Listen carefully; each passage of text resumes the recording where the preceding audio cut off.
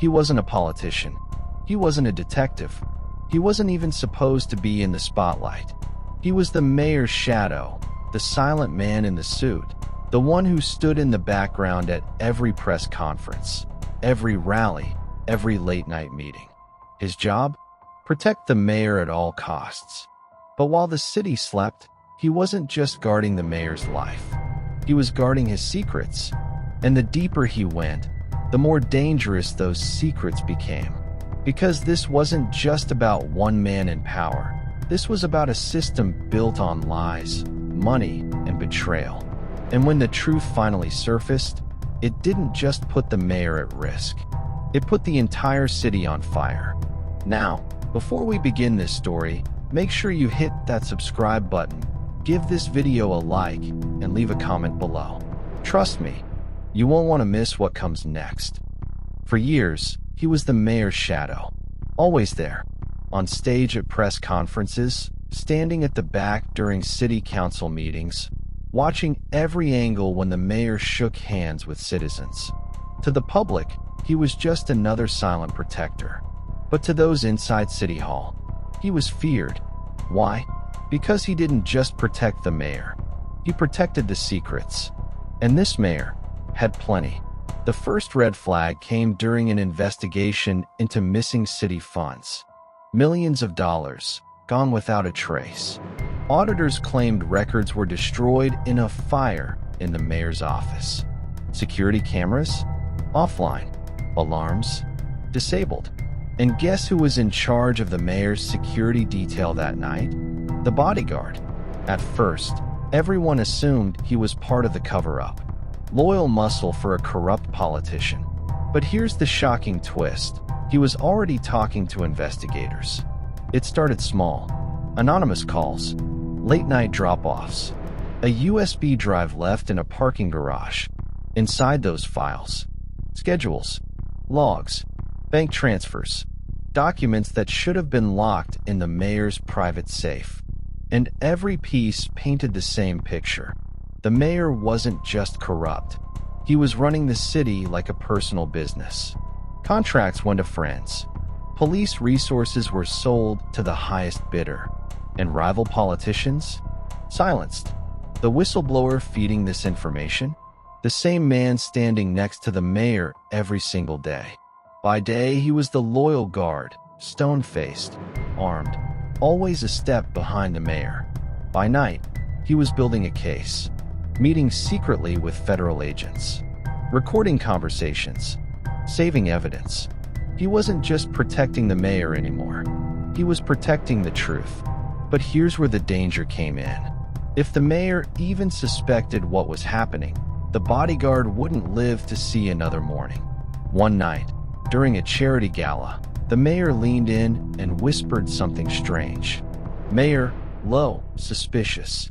You're quiet tonight. Too quiet. Remind me again why I trust you with my life." The bodyguard froze.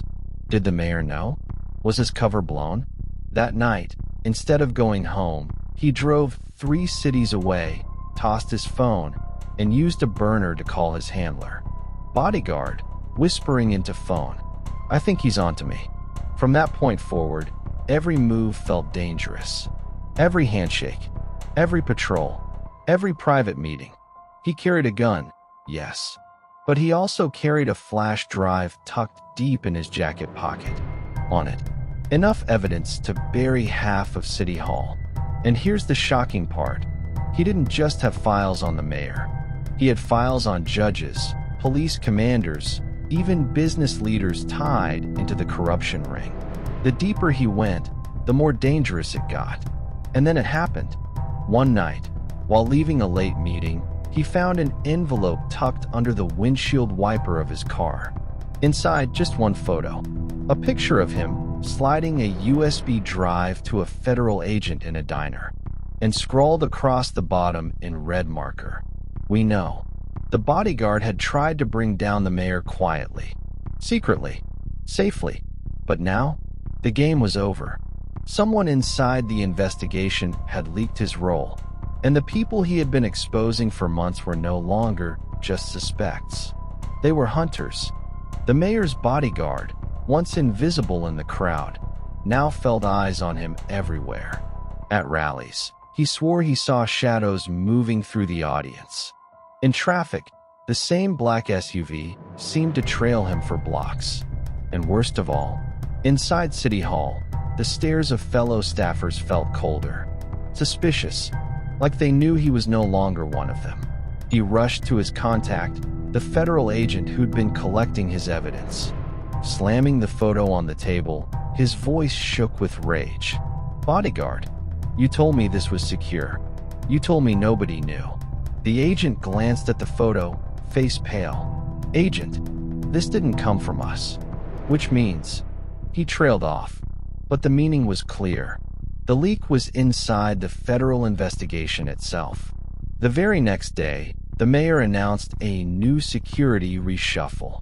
Two of the bodyguard's closest colleagues were reassigned without explanation.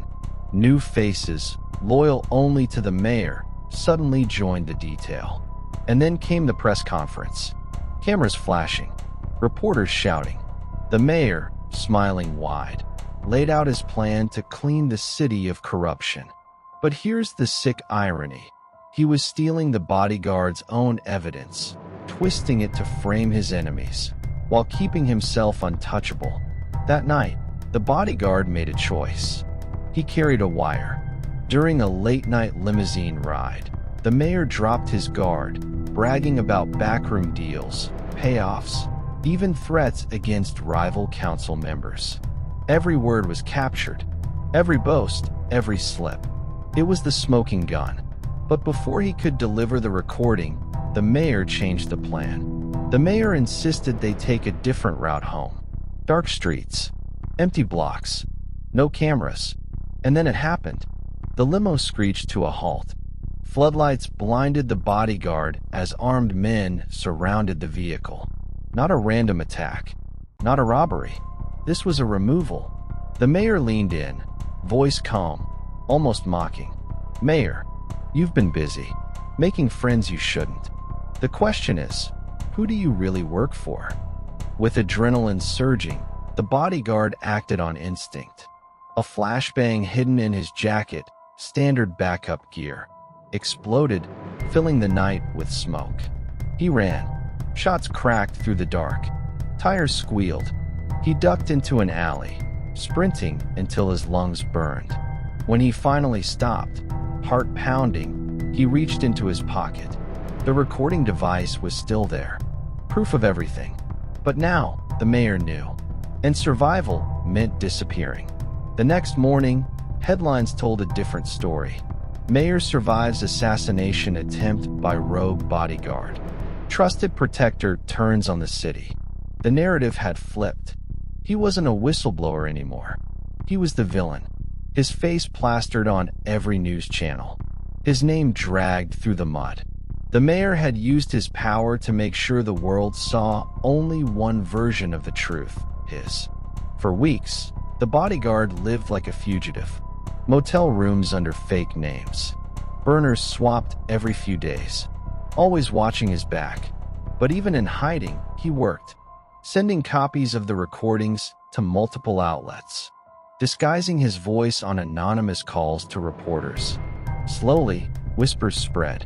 People started questioning the mayor's narrative. But here's the catch. Whispers weren't enough. He needed a public strike. One big reveal that couldn't be buried.